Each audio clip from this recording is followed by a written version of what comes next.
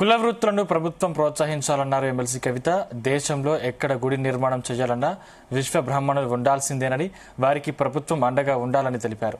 శిల్పకళాకారులు నడిపే కార్ఖానాలకు free current ఇవ్వాలని కోరారు. టెంపుల్ కమిటీల్లో శిల్పులకు పదవులు ఇవ్వాలన్నారు ఎమ్మెల్సీ కవిత.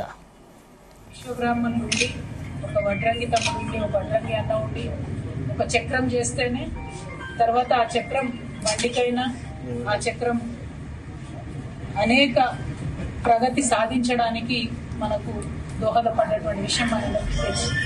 అదేవిధంగా ఒక కమ్మరి లేకపోతే అసలు రాజ్యాలు రాదు, ఉండేవాళ్ళు లేదు అనేటటువంటి అనుమానం ఇప్పటిదాకా వస్తుంది.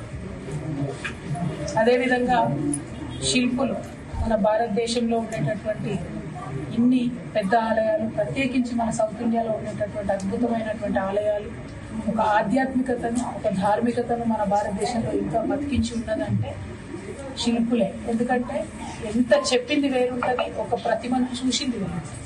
ప్రతిమను చూసి చేసేటటువంటి ఆరాధన, ప్రతిమను చూసి ఆలోచన చేసేటటువంటి విధానం సంపూర్ణంగా మారిపోయేటటువంటి ఆస్కారం. అందుకే ఇప్పటికి కూడా పెద్ద పెద్ద నాయకుల విగ్రహాలు పెట్టించుకుంటూ ఉంటాం. ఎందుకంటే చూసే ప్రతిమకు ఉండేటటువంటి ఎఫెక్ట్ చాలా పెద్దగా ఉంటుంది.